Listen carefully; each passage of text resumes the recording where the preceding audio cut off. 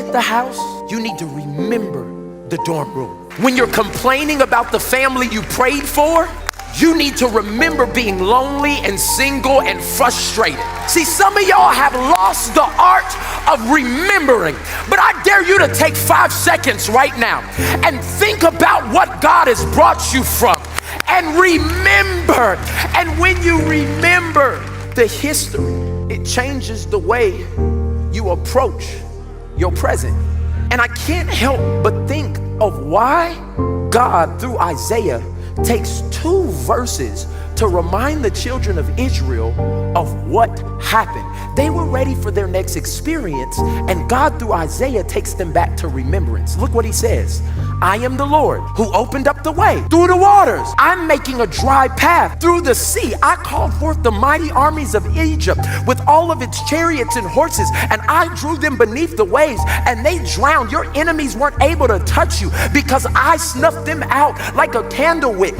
God took a moment to, everybody say remember, because I want to remember what it was like when I stood on a platform and 200 people showed up. I want to take all of this in during worship. I barely could do anything but look around because I want to remember the day that I became the pastor of the church and I didn't sleep the night before because I was painting the walls to make sure that it was proper for God's people to come in. And I would stay up all night to paint, and at 6:45 in the morning, the ushers started coming in. I need to remember that this is not the pinnacle of satisfaction. See, a lot of people get a victory and they lose the value in it because they forgot the moment they were in when God gave them that victory. Look what happened. Isaiah 43:16, it's right here in the Bible. It says, I am the Lord who opened a way. But you only see the value when you realize the magnitude of the moment. He opened up the way through some water.